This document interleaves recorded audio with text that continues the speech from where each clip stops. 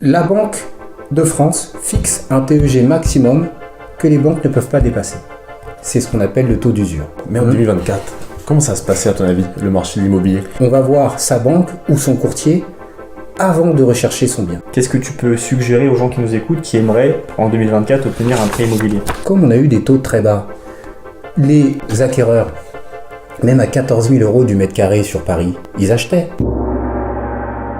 Bonjour à tous et bienvenue dans ce troisième épisode de Café ou verre d'eau. C'est déjà le troisième et c'est que le début. Que le temps passe vite. C'est exactement, ça passe vite. Aujourd'hui, on reçoit un nouvel invité. Alors déjà, comment tu vas, David? Eh bien écoute, ça va bien. J'ai emménagé il n'y a pas si longtemps dans mon appartement dans les Yvelines. D'accord. Donc que de bonnes nouvelles. Félicitations. Et aujourd'hui, David, je te laisse présenter l'invité avec qui on est. Ouais, bah écoute, on reçoit Pierre Angelo, spécialiste des prêts immobiliers, donc qui est notamment courtier en prêt immobilier et également qui s'occupe de toute la partie restructuration de prêts en général. Donc il va nous dire de quoi il s'agit plus précisément. Il a une longue expérience dans le domaine et tout ça, il nous le dira tout à l'heure tout au long de notre podcast. Pierre, comment tu vas? Mais bah, ça va très bien, très bien. De petites péripéties pour venir. Pour arriver jusqu'ici. Du Mont 91 natal. Ok. Mais bon, on est là, frais mais dispo. C'est parfait. Aujourd'hui, l'interview, elle va tourner autour du financement immobilier, puisque Pierre est spécialisé là-dedans. Et la problématique à laquelle on va répondre aujourd'hui, c'est comment obtenir son prêt immobilier en 2024. On a une première question à poser à Pierre. Exactement, une question centrale. Café ou verre d'eau, Pierre? Café.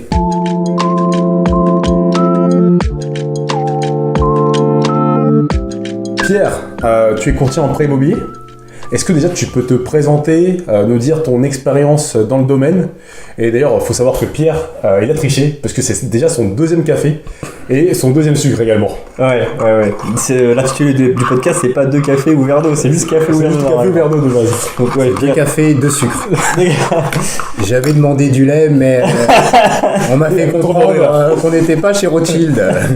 Donc ouais, tu peux te présenter même de manière générale, qu'est-ce que tu fais dans la vie, je veux dire, même si tu as des hobbies, etc., tu veux partager, et puis si tu peux nous parler de ton expérience dans le domaine de l'immobilier. Donc oui, alors, moi je suis d'abord un homme de réseau. C'est mon activité, j'ai une société qui s'appelle Imo5S dans laquelle j'accompagne sur beaucoup de domaines. Mon cœur de cible, c'est le crédit immobilier parce que c'est là où j'ai mon expertise depuis maintenant une dizaine d'années. Je reviendrai à l'occasion, mais chez Meilleur Taux, je suis ensuite la centrale de financement. J'ai débuté assistant commercial, ensuite conseiller, ensuite directeur adjoint. Et à côté de cela, de par mon expérience dans le courtage immobilier, j'ai vu qu'effectivement, il y avait beaucoup d'activités en satellite, des agents immobiliers, des conseillers en gestion de patrimoine, qui pouvaient justement intervenir auprès de mes clients. L'avantage dans le crédit immobilier, c'est qu'on a accès à des informations très pertinentes, les revenus des clients, l'épargne du client, et on a accès à des événements de vie du client. Il nous confie tout. Donc on sait, il nous dit quand il va avoir une succession, quand il a des biens en nue propriété, il va avoir des enfants qui vont s'expatrier et autres. Donc tous ces faits de vie jouent dans le projet immobilier. On y reviendra tout à l'heure sur la pertinence de faire tel ou tel choix d'investissement, mais on ne raisonne pas pareil quand on est indépendant que quand on est salarié, quand on est expatrié, quand on est amené à quitter par son activité professionnelle le pays dans 5 ans ou 10 ans. Il faut toujours se projeter. Donc c'est là où j'interviens dans mon expertise sur le crédit immobilier, mais j'accompagne également mes clients dans la recherche du bien par rapport à mon réseau d'agents immobiliers, dans des placements ou des investissements par rapport à mon réseau de conseillers en gestion patrimoine, et par rapport aussi aux des assurances et autres par rapport à mon réseau d'assureurs. Voilà, donc je suis un peu un touche-à-tout qui a comme spécialité le crédit immobilier et qui a élargi ses compétences. Moi, je suis un autodidacte. J'avais une société de téléprospection parce que j'avais fait beaucoup de relations clients quand j'étais plus jeune. J'avais le choix entre sentir la frite au McDo ou déranger les gens à 20h du soir pour leur vendre des choses dont ils n'avaient pas besoin. Donc, j'ai opté pour la deuxième, parce que je ne vais pas sentir la friture en rentrant chez moi. Donc par cette activité-là, je suis rentré chez Meilleur Taux, où je devais gérer les dossiers de clients qui venaient sur Internet, les rappeler pour prendre rendez-vous. Et j'ai vu tout de suite que c'était un secteur très intéressant et qui accessoirement rapportait beaucoup d'argent, parce qu'on était là en 2014 à une époque justement de baisse des taux, on reviendra sur ce point-là. L'Eldorado. L'Eldorado, avec beaucoup de rachats de crédit, il y avait qu'à entre guillemets se baisser pour trouver des clients, même pas besoin de prospecter, ce qui était une erreur, on le verra par la suite. Et donc là, j'ai dit à mes directeurs, ça m'intéresse. Ils m'ont dit oui, mais tu connais rien. Je lui dis c'est pas faux. C'est quoi le plus bas de l'échelle? C'était assistant commercial. Donc je suis rentré assistant commercial et après j'ai en 2014. 2014. Donc tu étais salarié à ce moment-là. Salarié. Du coup j'ai transformé mon contrat d'indépendant. J'ai arrêté ma société téléprospection. Je me suis mis en assistant commercial. 2016. J'ai eu un poste de gestionnaire des relations partenaires et clients où j'intervenais avec mes directeurs auprès des pôles immobiliers des banques pour optimiser les critères de clients qu'ils recherchaient, pour obtenir des décotes sur les crédits immobiliers. En agence Meilleur Taux, excuse-moi Pierre, toujours en agence Meilleur Taux. Ouais, là j'étais à Meilleur Taux Paris 15e. D'accord. Donc mes responsables avaient choisi le 15e parce que c'est le plus grand arrondissement de transactions. Si on enlève le 16e avec le Bois de Boulogne et l'autre secteur avec le Bois de Vincennes, c'est l'arrondissement le plus grand et c'est là où il y a le plus de transactions. D'accord. Donc c'est pour ça qu'ils avaient choisi ce secteur. Et le 15e, si j'ose dire, c'est le 16e en termes de fortune sur certains secteurs, mais beaucoup moins exhibitionniste. C'est-à-dire dans le 16e, on va montrer qu'on a une voiture de luxe. Dans le 15e, on va être en survette, mais dans le garage, il y a aussi la voiture de luxe. Elle est juste dans le garage, elle est juste cachée. Elle est cachée. Il y a la Tour Eiffel aussi dans le 15e, voilà, mais d'ailleurs. ils sont beaucoup moins ostentatoires, C'est David. si j'ose dire. C'était David Byrne. La Tour Eiffel dans le 15e. Oui, c'est important de savoir se situer dans l'immobilier. Excusez-moi, On était dans 2016. Voilà, beaucoup de choses. Donc 2016, j'ai intégré ce poste-là, ce qui était très intéressant parce que ça a permis de comprendre comment réfléchissaient les banques. On y viendra plus tard, mais c'est très important de savoir comment réfléchissent les banques, parce que ça permet de dire aux clients comment il faut se comporter et qu'est-ce qu'il faut montrer pour rassurer les banques et pouvoir obtenir plus facilement un crédit, voire des décotes de prêt. Donc ça m'a permis, moi, de côtoyer les pôles immobiliers, de savoir comment réfléchir, de devenir un peu mentaliste au niveau des banques, et après, auprès de mes clients, de pouvoir, quand ils venaient en amont, pouvoir dire voilà comment il faut présenter votre dossier, vendre le dossier, votre épargne, votre endettement, votre reste à vivre, etc. On y viendra après. C'est très important pour obtenir un prêt immobilier. Effectivement, très très important. Donc ensuite, j'ai eu un poste de conseiller en 2018. Je suis passé au conseiller. Et quand j'étais juste en gestionnaire de relations partenaires et clients, j'étais aussi un peu le pompier de service. C'est-à-dire que dès qu'on avait un conseiller dans l'agence qui mettait la tête sous l'eau parce que il avait des soucis avec le partenaire bancaire et autres, qu'il n'osait plus décrocher auprès du client parce qu'il était en retard sur son dossier, j'intervenais pour reprendre la relation en main, rassurer le client, gérer les litiges. Donc ça aussi, c'est quelque chose qui m'a beaucoup apporté par la suite. Quand je suis devenu conseiller en 2018, donc là j'ai dû développer mon portefeuille client, j'ai dû développer d'autres capacités, la prospection, parce que on peut pas se reposer uniquement sur les clients qui viennent en agence. 2018, on est encore dans une belle période pour les taux. On est dans une belle période pour les taux, mais ça commence à baisser. Parce que l'Eldorado, pour moi, il est vraiment entre 2016 et 2018. Là, vraiment, voilà. Parce que les taux continuent à baisser. À partir de 2018, les taux ont plus ou moins stagné. Et surtout, l'Eldorado des rachats de crédit était terminé. Dans un premier temps, les banques se sont laissées aller au jeu des chaises musicales. Elles ne cherchaient pas à retenir leurs clients parce qu'elles en récupéraient d'autres. Donc c'est pour ça que les rachats. Dans un deuxième temps, les banques ont commencé à se protéger parce qu'elles ont vu qu'en fait, elles gagnaient des clients, mais elles en perdaient. Du coup, au bout du compte, elles en gagnaient aucun. Donc elles ont commencé à être beaucoup plus défensives et à travailler beaucoup plus les renégos pour éviter à leurs clients de partir. Ce qui a fait que les courtiers commençaient à avoir beaucoup moins de rachats de crédit. Et si de 2014 à 2016-2017, on avait peut-être 60% de rachats de crédit et 40% d'acquisition, ouais. on était même à 70% certainement sur l'année 2016. Après, on s'est retrouvé à l'inverse, avec 70% d'acquisition, et les agences de courtage qui n'avaient pas prospecté les agences immobilières, là, comme dit La Fontaine, elles se sont trouvées fort dépourvues quand la bise fut venue. Parce que quand on n'avait pas d'apporteur d'affaires, on s'est retrouvé avec une baisse d'activité très très très importante. Et c'est celles qui avaient fait de la prospection et continuaient à avoir des apporteurs d'affaires qui, elles, ont commencé qui ne faisaient pas que des rachats de crédit. Exactement.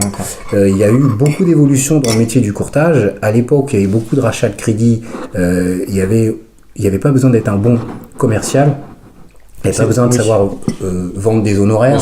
Les honoraires, c'était 500 €, voire gratuit. C'est ce que j'allais dire. Quel est le business model des entreprises dans le courtage de presse? Il a changé. Le courtage, il a changé. Le courtage. On peut pas citer la phrase. C'est breveté, mais il a déposé les droits. On va pas avoir de procès comme un célèbre restaurateur du 13e département. Mais oui, avant, pour être courtier, il n'y avait pas besoin d'être un commercial. Il suffisait juste d'être à un endroit et d'avoir des clients. C'est un peu brutal, mais il y avait n'importe qui voulait être courtier. Les fleuristes voulaient être courtiers, les vendeurs de photocopieurs, les concessionnaires auto, les banquiers voulaient être courtiers. Parce que effectivement, finalement, on peut faire la comparaison avec la boulangerie, ça repartait quand même des petits pains. Exactement.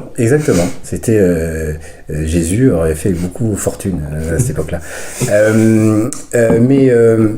Et c'est très important parce que c'est pour ça qu'aujourd'hui il y a un décalage et que les gens parlent de crise du courtage immobilier. Évidemment, quand on se retrouve à un moment donné à juste avoir besoin d'avoir un client qui rentre et on lui dit vous nous payez rien, c'est la banque qui nous rémunère, le client il signe un mandat tout de suite. Quand il faut commencer à vendre des mandats à 1500, 2000 ou 3000 €, le métier change. C'est pas le même métier. Quand il faut prospecter, ouvrir des portes fermées d'agences immobilières, parce que comme vous n'avez pas prospecté pendant 3 ans et qu'il y a d'autres agences de courtage qui ont déjà mis un pied dedans et qu'on vous dit non à chaque fois, c'est un autre métier aussi. Donc c'est d'ailleurs pour ça que aujourd'hui, même moi quand j'étais directeur adjoint, je recrutais des gens qui étaient dans la conciergerie, des gens qui étaient dans les photocopieurs, parce que ce sont des commerciaux, des gens qui ont du réseau, et que c'est aujourd'hui beaucoup plus difficile pour un profil bancaire de faire du courtage, parce qu'on a moins l'habitude de prendre son téléphone pour démarcher. On a des clients entrants et on n'a pas l'habitude de vendre des honoraires quand on est dans le milieu bancaire, par exemple. C'est clair, à la banque, ça vient à nous parce qu'on a déjà un portefeuille de clients, tandis qu'au final, dans le courtage de prêt immobilier, c'est plutôt des prospects, au final. C'est ça. Des prospects qu'on va revoir pendant 3 mois, avec 3 à 6 mois, en fonction du stade du projet. Et après, tu vas peut-être plus revoir ces personnes, mais tu vas peut-être faire une passe au CGP ou alors à d'autres partenaires. Mais il y a eu exactement le même exode dans la période des rachats de crédit des banquiers vers le courtage. Il y a eu l'exode inverse depuis la conjecture difficile des prêts immobiliers où les anciens banquiers sont plutôt retournés dans le secteur bancaire parce que là, ils préféraient même avoir une rémunération fixe à 2000 € net que se retrouver en mandataire avec des rémunérations approximatives de courtage parce qu'ils n'étaient pas spécifiés dans la prospection et dans la vente de leurs honoraires. Donc ça effectivement, ça a modifié pas mal l'activité de courtage. Aujourd'hui, si on n'est pas vraiment expert en prêt immobilier, il vaut mieux effectivement changer de métier. C'est très clair. On rentre. Merci déjà pour Pierre pour cette introduction, on va dire très complète sur le métier de courtier, mais je pense qu'il est intéressant puisque c'est un métier qui n'est pas non plus tant connu que ça au final par la population de manière générale. On rentre dans le vif du sujet sur le secteur de l'immobilier. Tu as déjà commencé à en parler un petit peu, mais aujourd'hui, qu'est-ce que tu peux nous citer comme tendance actuelle sur le marché immobilier? Alors,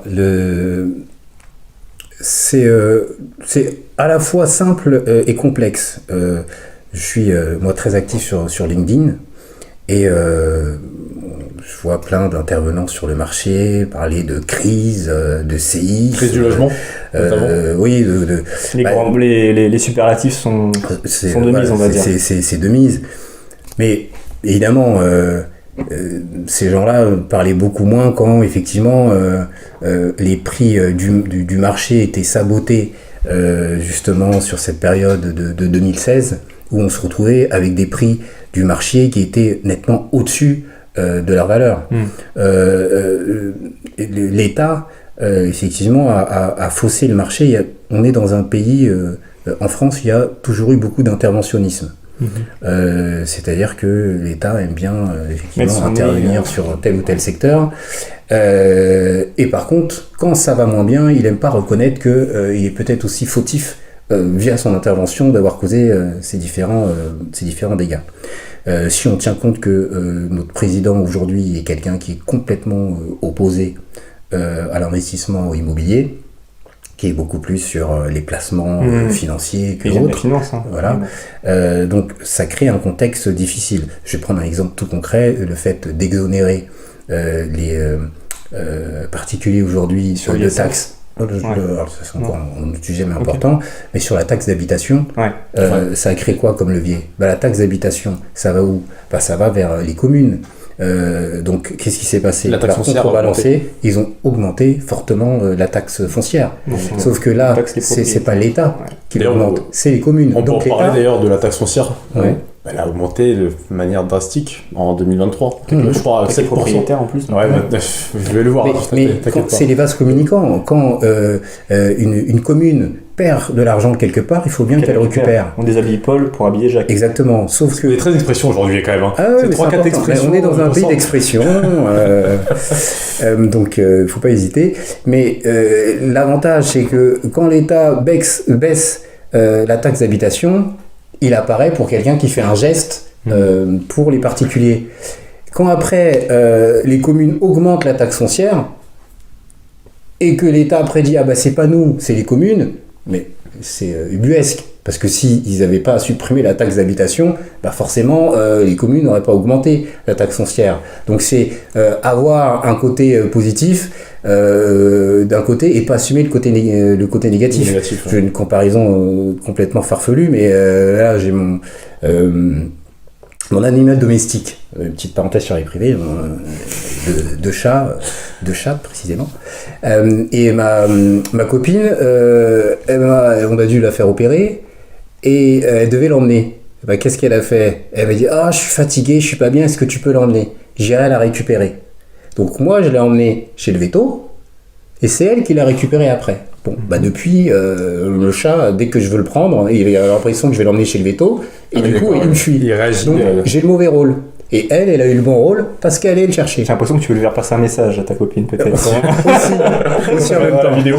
Pour revenir justement, parce que qu'est-ce qui s'est passé en 2023 en général, peut-être la baisse de prix dans certaines villes comme à Paris, l'augmentation peut-être à Nice, combien de personnes ont acquis des biens immobiliers en 2023 et qu'est-ce qui se passe déjà ? Est-ce qu'il y a un tournant en 2024 ? Est-ce qu'il y a eu des changements sur ces 3 premiers mois ? Quel impact aussi a eu la hausse des taux sur le marché immobilier ? Alors déjà, cette hausse s'inscrit dans un contexte économique global. Les taux sont liés à l'inflation. Et donc, dès l'instant où il y a de l'inflation, il y a une hausse des taux. Quand les taux ont été très bas, c'était plutôt négatif, parce que quand les taux sont très bas, c'est qu'on est en récession. Donc quand on était sur la période de 2014 à 2018, des taux très bas, on était en récession, on était sur des taux qui n'avaient jamais été aussi bas depuis l'après-guerre. Tu peux nous dire des exemples de taux, par exemple sur 25 ans, peut-être 1% environ On a eu, alors après selon les revenus, mais on était en moyenne à 1,50 et c'est des revenus très élevés, genre à plus de 100 000 euros par an, on pouvait avoir des taux à 0,95, 0,90 sur 25 ans. J'ai eu des financements comme ça à justement à 0,90 sur 25 ans pour des profils à 150 000 euros. C'est complètement bas, c'est quasiment donné. C'est complètement donne. Mais je rebondis d'ailleurs, tu as dit un truc intéressant. C'est-à-dire que les banques, elles se basent notamment sur les salaires pour fixer les taux ? Non, elles ne se basent pas sur les salaires pour fixer les taux. Déjà, les banques, elles vont se baser, c'est plus sur les taux directeurs. Donc, en gros, ça suit la politique de la Banque Centrale Européenne, qui elle-même suit plus ou moins la politique de la Fed aux États-Unis. Donc, quand la Fed augmente ou baisse ses taux, généralement, elle suit derrière. La Banque Centrale Européenne suit. Donc, un peu pareil, même dans toute la politique mondiale, c'est un peu comme ça que ça se passe en général. Ça part des États-Unis très souvent. Exactement. Il y a eu un contexte, on ne va pas se le cacher, le Covid, le conflit en Ukraine, beaucoup de choses qui ont fait que effectivement c'était un contexte économique compliqué.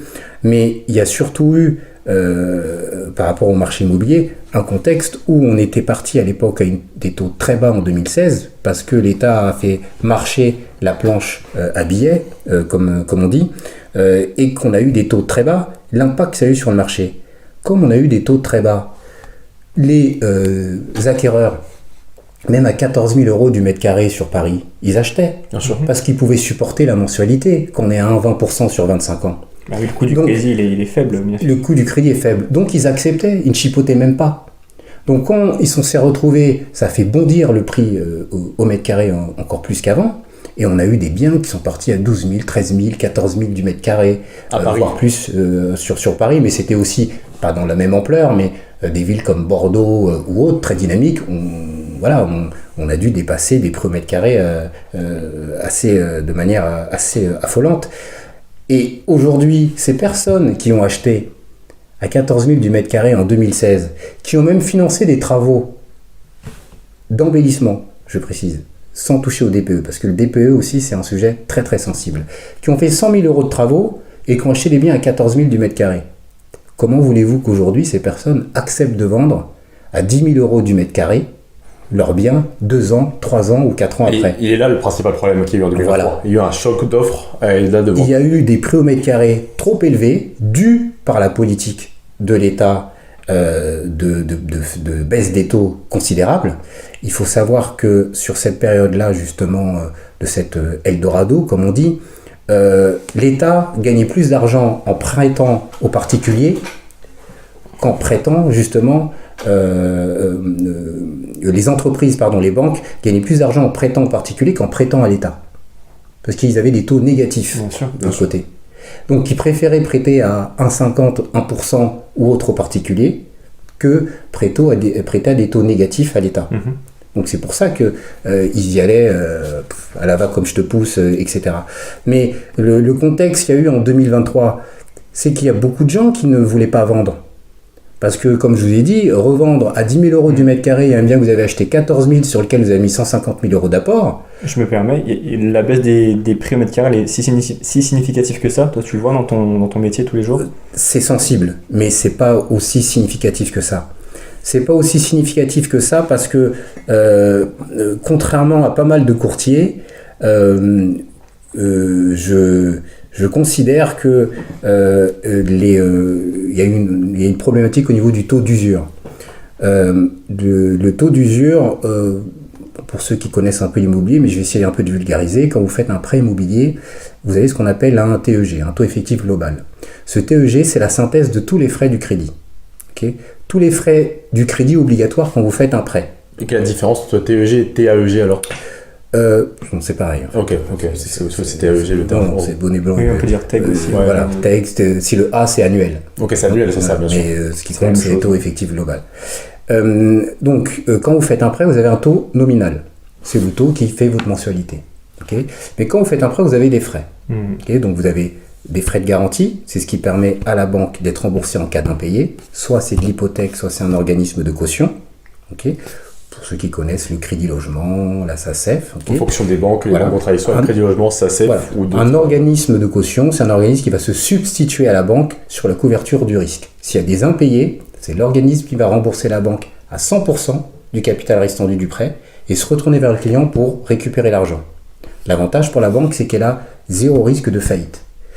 L'hypothèque, c'est la banque qui assume le risque. s'il y a des problèmes d'impayé du client, la banque saisit le bien et le revend aux enchères. Ok. Ok. Si le bien a perdu de la valeur, la banque peut avoir le risque, si c'est au bout de 1 an, 2 ans, 3 ans, de vendre un bien à un prix inférieur au capital restandu du Il y a prêt. une décote sur le bien. Tout à fait. Le bien vaut 200 000, le client a emprunté à 200 000, voire même à 220 000 s'il a fait du 110%. Au bout de 5 ans, il aura remboursé très peu, puisqu'on rembourse d'abord les intérêts et ensuite le capital. Je dis au bout d'1 an, il lui reste 198 000 sur un prêt de 200 000. Aux enchères, le bien il part à 180 000. La banque, elle se retrouve avec une ardoise. C'est pour ça qu'en France, contrairement aux autres pays, il y a eu beaucoup de financements avec des organismes de caution, parce que ça permettait à la banque de ne pas supporter le risque financier. De se protéger, bien sûr. Voilà. Et c'est ce qui fait qu'en France, contrairement à d'autres pays européens ou pays dans le monde, on pouvait faire des emprunts à 100% ou à 110%, et on n'était pas obligé de mettre 30% d'apport ou 40% d'apport, parce que la banque n'assumait pas le risque financier. Okay.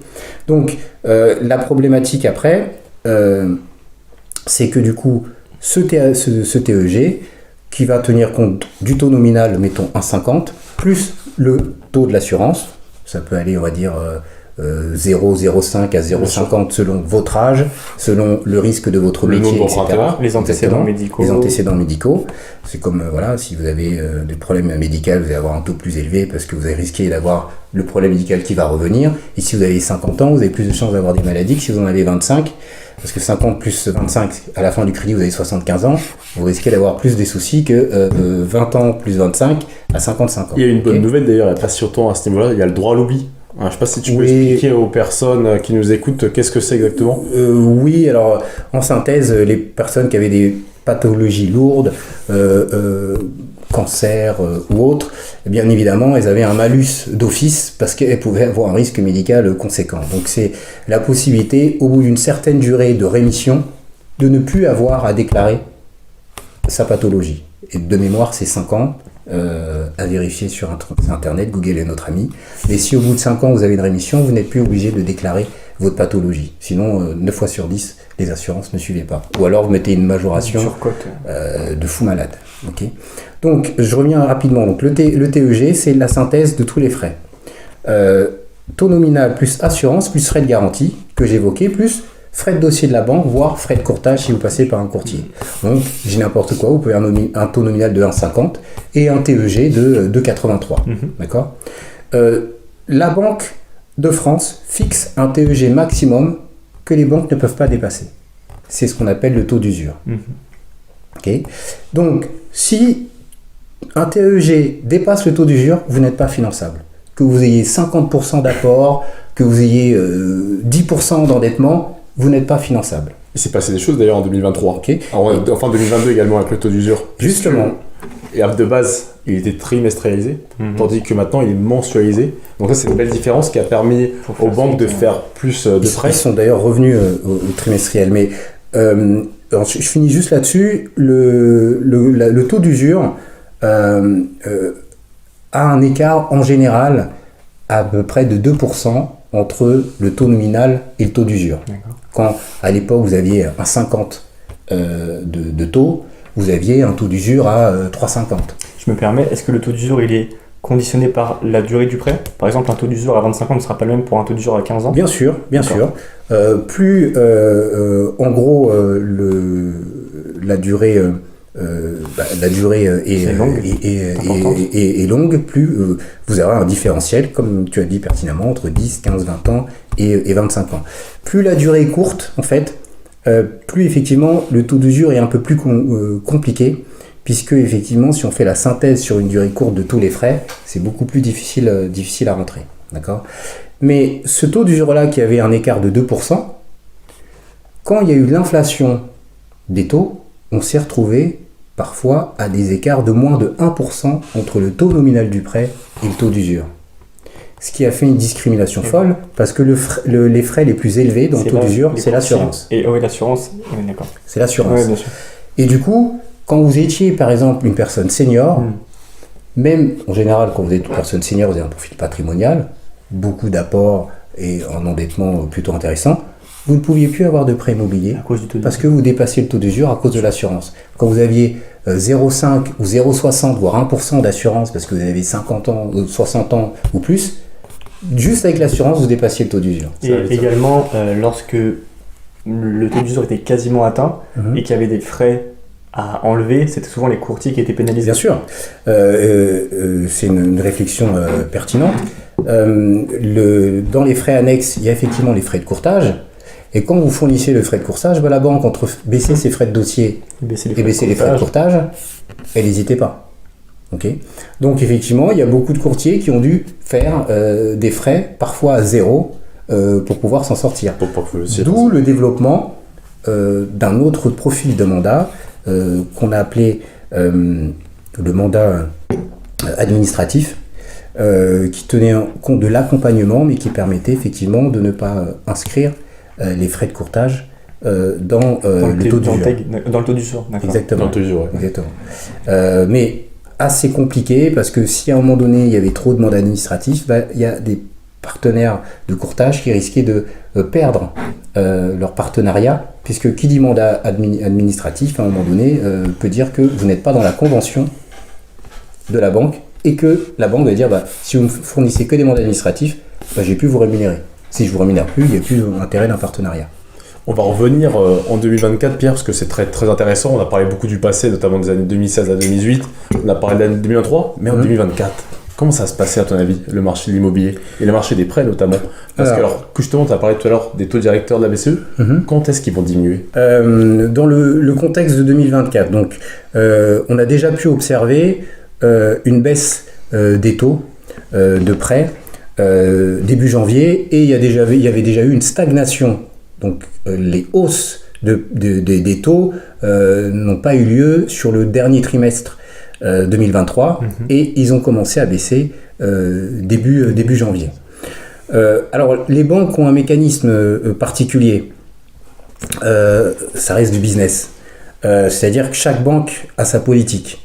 Une banque sur une année, les taux immobiliers, c'est la possibilité de récupérer de nouveaux clients. Les banques, chaque année, vont se fixer un objectif de nouveaux clients et nouveaux chiffres d'affaires. Okay. Donc, vous avez des banques qui vont être agressives en début d'année pour pouvoir obtenir beaucoup de clients, et des banques qui vont être avec du recul et qui, elles, peuvent être agressives sur le deuxième semestre. Une banque qui a eu tous les clients qu'elle pouvait avoir sur le premier semestre, du coup, va augmenter ses taux sur le deuxième semestre parce qu'elle n'a plus d'intérêt à avoir de nouveaux clients. Une banque, elle, des fois, va jouer le côté statu quo et être beaucoup plus agressive sur le deuxième semestre. Okay. Donc, chaque banque a ses politiques, et nous, par rapport au courtage, on est un peu liés là-dedans parce que c'est les courtiers qui permettent à certaines banques de pouvoir avoir de nouveaux clients. Et on a eu ces dernières années, et ça c'est une politique typiquement française, c'est qu'en France, les courtiers sont vus comme des concurrents des banques. Dans la plupart des pays étrangers, les courtiers sont considérés comme des alliés. Vous avez des pays où les banques ne font plus de prêts en direct. Ils passent 100% par les courtiers. C'est très commun d'ailleurs, tu penses, les courtiers dans les autres pays européens ou même dans le monde entier? Alors le monde entier, j'ai pas la prétention de savoir comment ça marche le courtage au Guatemala, mais je sais que si on prend en Angleterre ou si on prend aux Pays-Bas, des pays comme ça, le courtage a un ancrage très très important. On avance dans le sujet et on va se focaliser sur les conseils qu'on peut donner aux emprunteurs pour acquérir et obtenir leur prêt immobilier. Qu'est-ce que tu peux suggérer aux gens qui nous écoutent qui aimeraient en 2024 obtenir un prêt immobilier? Alors déjà, ne pas faire un compromis et réfléchir après. Ça, vraiment, là je... les yeux dans les yeux. Anticiper un projet. On n'achète pas une console, on n'achète pas des chaussures, on achète... c'est un investissement, un crédit qui va courir sur un certain nombre d'années. Donc, il faut déjà faire un point sur sa situation et ensuite monter le projet. Donc, on va voir sa banque ou son courtier avant de rechercher son bien. C'est quoi sa situation? C'est quoi la situation, Pierre, d'ailleurs? La situation, c'est que c'est ses revenus, c'est son épargne, c'est donc du coup son endettement, où je vais être dans 5 ans, dans 10 ans, son reste à vivre, c'est toutes ces données-là. Ça, c'est important. Il y a le contexte de taux bas qu'il y a eu ces dernières années, ont trop fait penser aux Français qu'on pouvait acheter sans apport. Ça, non. Acheter sans apport, ça peut être possible, mais ça ne doit pas être la norme. Quand on achète un bien immobilier, il faut avoir de l'argent de côté. C'est quoi le montant, le pourcentage d'apport qu'il faut mettre en général pour obtenir un prêt? Moi, je considère qu'il faut avoir 30% d'une valeur du bien dans son épargne. 30%, mais en 30%. sachant que les banques... Ce qui ne veut pas dire qu'on va, qu'on va mettre 30% dans le projet. Mais quand on fait un projet immobilier, il faut avoir de l'argent pour investir dans le crédit, mais il faut avoir de l'argent après opération. Ah oui, donc c'est ce que s'appelle l'épargne résiduelle. Exactement. Il y a eu beaucoup, j'ai vu ça moi sur Facebook, ça me rendait fou. Parce que j'en ai eu après à ramasser. Le papa qui compte ses enfants. Non, mais c'est Jennifer, 25 ans, investie dans 3 immeubles de rapport sur Dunkerque et dans la banlieue lilloise. Elle décide à 25 ans, alors elle a investi tout le crédit à financer le montant du bien, les travaux, etc. Et elle décide à 25 ans de vivre de ses rentes et d'arrêter de travailler. Non. Alors déjà, les gens qui font ce type de publicité, la plupart n'ont jamais investi dans l'immobilier. Donc, cherchez l'erreur. Si vous avez des gens qui sont forts dans la formation mais qui n'ont jamais investi, c'est qu'il y a un problème quelque part.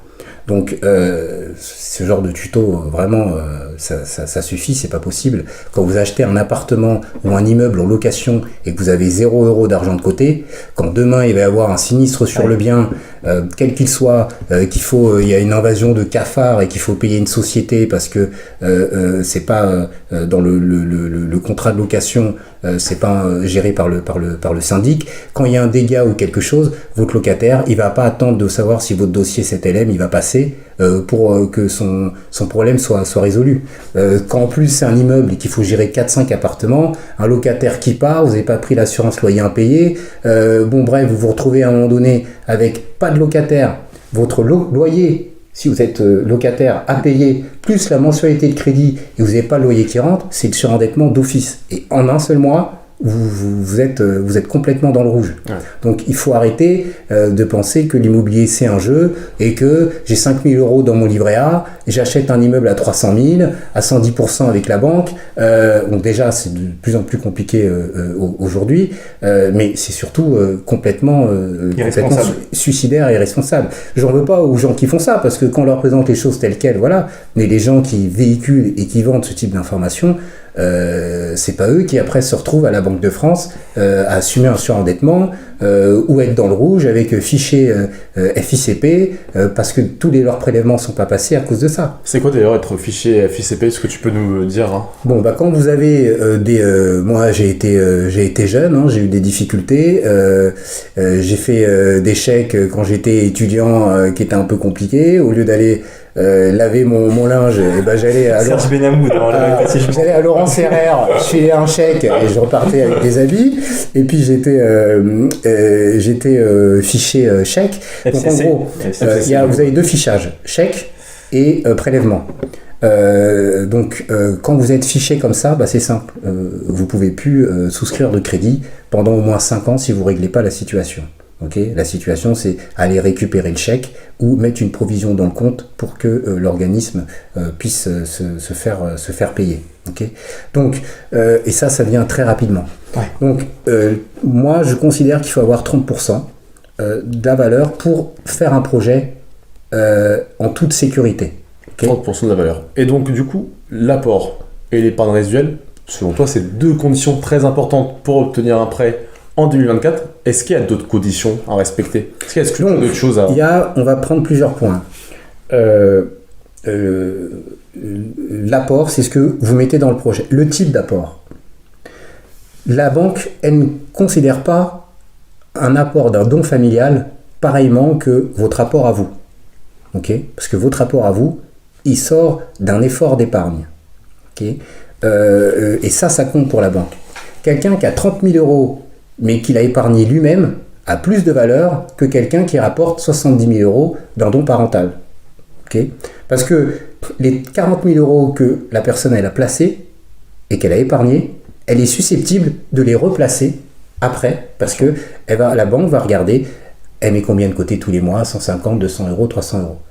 Est-ce que ses relevés de compte sont sains? Exactement. Est-ce que tous les mois, il est toujours dans le vert et pas dans le rouge? Exactement. Ça, c'est un des critères. Exactement. Est-ce qu'il a par exemple, des prélèvements ou des paiements un peu spéciaux, type casino en ligne, etc. Tout à fait. Pas spécialement bien vus. Très par les banques. intéressant. Les comptes Winamax, Betclic, tout cela, c'est super, mais au niveau des banques, Faut arrêter pendant c'est 3-4 mois avant de faire le prêt, on va arrêter les c'est red flag de chez Red Bon, Flag. peut-être un par mois, ça va. Mais il faut éviter peut-être d'en faire 3-4. Non, franchement non. Red Une flag, banque, il a dit. dès Red l'instant. flag, c'est mort. Ah oui.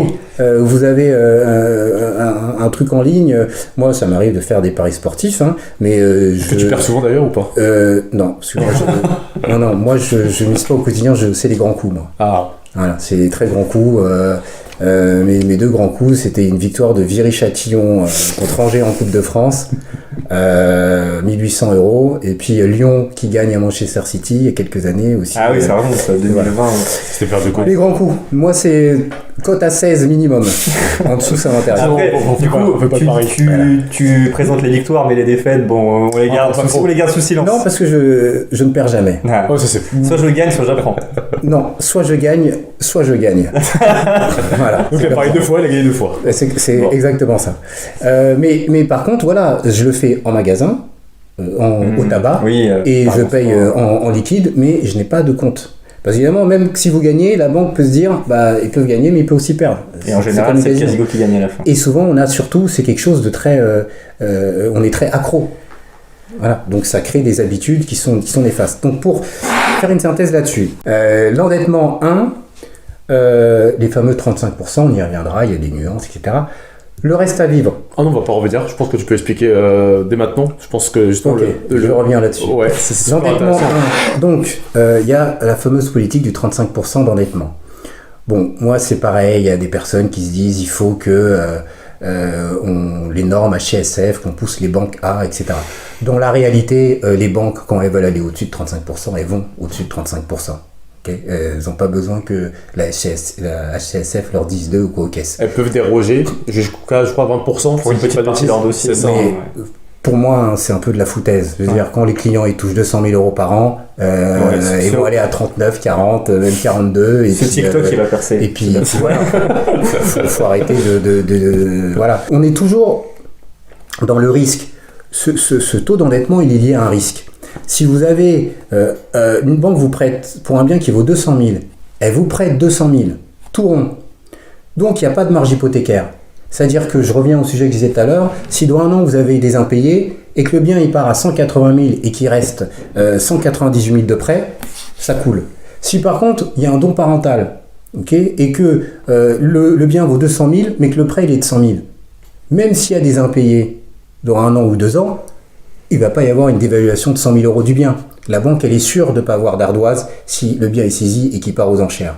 Donc, à ce compte-là, elle pourra accepter d'aller, même pour quelqu'un qui a 25 ans ou 30 ans, elle pourra parfaitement accepter d'aller à 38 ou 39%. Elle va regarder quoi? Aussi le profil.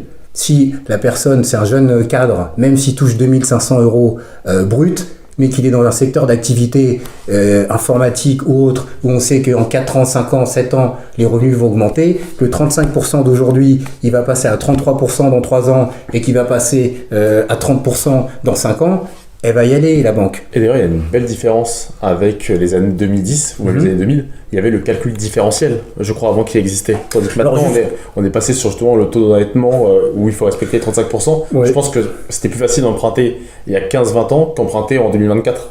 Il n'y a même pas de 15-20 ans, le taux différentiel jusqu'en 2018-2019, C'est encore le cas, ouais. c'était encore le cas. Moi, je suis complètement pour. Je suis complètement pour.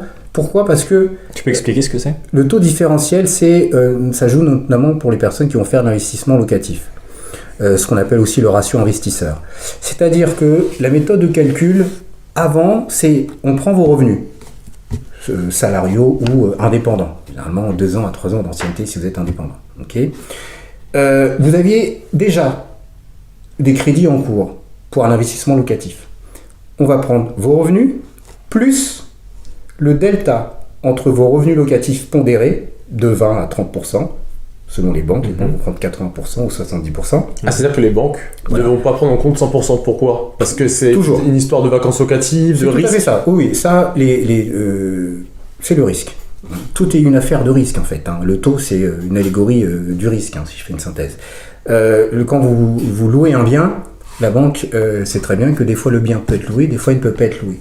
Donc, votre loyer à 500 € par mois, Il est jamais linéaire. si des fois le bien il n'est pas loué, il y a un abattement. Bien sûr. Et donc, c'est cet abattement de 20 ou 30% que les banques elles appliquent. Et comme en France, on n'aime pas les cas particuliers, on fait une généralité. Donc, que votre bien il soit dans un secteur dynamique où il y a une pénurie comme en Île-de-France, ou qu'il soit dans le fin fond de la Creuse, ce sera toujours 80% ou 70% selon les banques. On ne fait pas de différence. Ça, c'est le côté un peu injuste du rigide. propos. Rigide, c'est le mot. On est dans un pays très administratif où Ça, c'est clair. c'est très très rigide. Donc, on prend vos revenus professionnels et on ajoutait le delta entre les 80% de vos revenus fonciers moins les crédits En cours. en cours. Ok, donc quelqu'un qui touche 3 000 € de revenus et qui a un bien qui fait 600 € de loyer et ce bien-là a 400 € de mensualité de crédit. Ok, il prenait les 80%, je sais pas de tête, ça doit faire 450, 480 si on pondère. Ouais. Voilà. On fait 480 moins 400, ça fait un plus 80. Donc on fait 3000 plus 80 € De revenus. Voilà. Et ensuite, on calcule les 35% d'endettement. Donc ça, c'était plutôt négatif alors. Non, c'est Non, c'est positif. parce qu'il y avait une marge de 80. Donc, si tu avais un cash flow positif dans ton bien, donc cash flow positif, on le rappelle. Parce qu'on retire, je me permets de t'interrompre David, c'est positif pourquoi? Parce qu'on ne retire plus votre mensualité de crédit après. D'accord. Donc dès l'instant où dans vos investissements locatifs, Oui, d'accord. vous étiez toujours en ratio positif, vous pouviez acheter 1, 2, 3, 4, 12. D'accord, oui, ça pouvait aller Bien. très vite. Ça pouvait aller Du coup, très le bien. taux d'endettement était de 3080 divisé par 3. Exactement. Il était de 1000 € quasiment d'endettement. Effectivement. On gardait le même calcul différentiel pour les personnes qui étaient divorcées et qui avaient une pension alimentaire. C'était une des rares dépenses qui était calculée comme ça. Parce que sinon, une personne divorcée ne peut jamais acheter. Si on prend ses revenus, on calcule 35% d'endettement et qu'on enlève la pension alimentaire qu'elle paye. Donc, le différentiel, c'était appliqué aux revenus locatifs et c'était appliqué aux pensions alimentaires.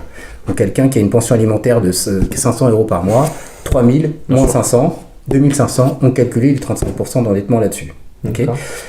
Le souci, c'est que une personne qui fait ce calcul-là, si une personne elle a une épargne considérable et qu'à un moment donné, 1 ou 2 appartements sont pas loués, elle peut assumer avec son reste à vivre les crédits. Une personne qui n'a pas ce cas de figure-là, elle va se retrouver, comme je disais toujours, fichier FICP, Banque de France, elle met la clé sous la porte. Quand les taux étaient très bas, il y a eu une nouvelle population d'investisseurs qui, eux, n'avaient pas les reins solides. Cette fameuse Jennifer dont je parlais tout à l'heure, qu'on pousse à investir dans un investissement locatif alors qu'elle a 1500 à 3000 € sur son livret A.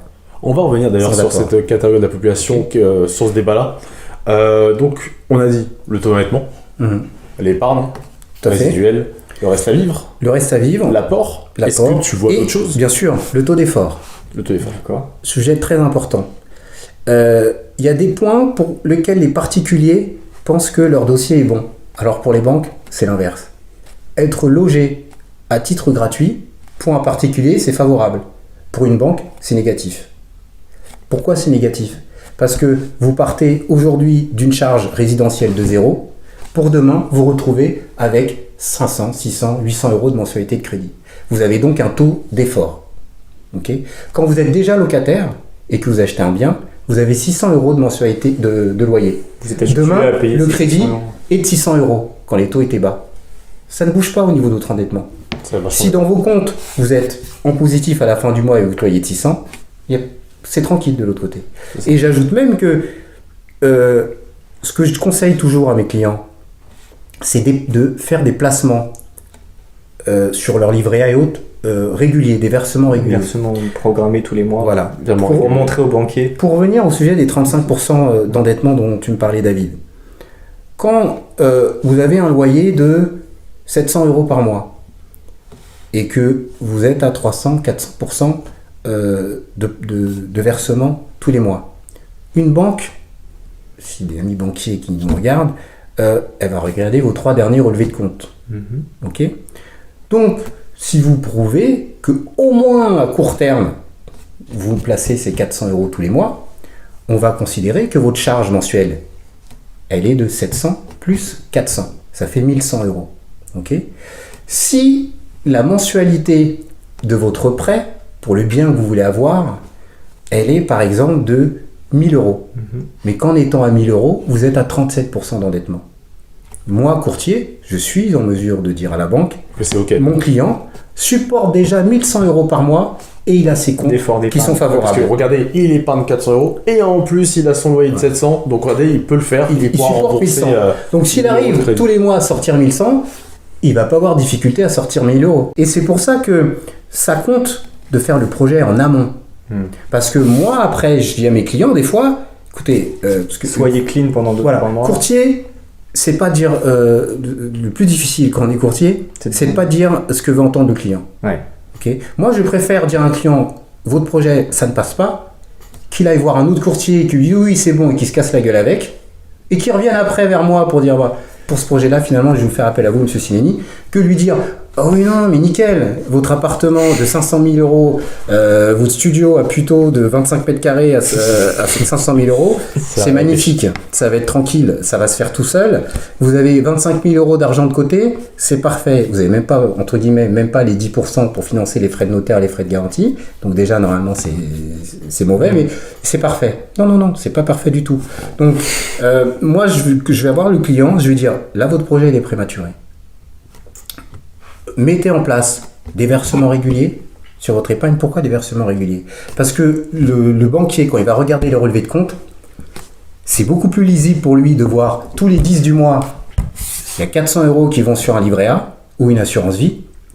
Et le 5 du mois, il y a un loyer de 700 euros. Il voit facilement sur le relevé de compte qu'il y a 1100 euros qui partent. C'est très intéressant ce que tu dis. Et d'ailleurs, on pourrait compléter, puisque on va conseiller de mettre sur de l'épargne disponible d'abord. Puisque le client va devoir mettre de l'apport, et donc vaut mieux prendre de l'apport de l'épargne disponible tel qu'un livret A, un PEL. Un PEL, pourquoi pas. En plus, le PEL permet de mettre à minima 45 euros par mois, un livret de développement durable et solidaire, plutôt que de mettre dans une assurance vie, où en plus, il va falloir faire un rachat de cette assurance vie. Et donc, du coup, il y aura un impact au niveau de la fiscalité et après, également au niveau des successions. Je suis pas spécialement d'accord avec toi dans le sens où, bien sûr que c'est bien d'avoir de l'épargne disponible, mais c'est aussi bien de verser, par exemple, 300 euros par mois sur une épargne semi-bloquée, entre guillemets, on va dire plus compliquée à débloquer. Je suis d'accord. Afin de se dire, cette épargne-là, je n'y touche pas pour payer mes vacances au Mexique l'été prochain, mais plutôt pour préparer mon projet.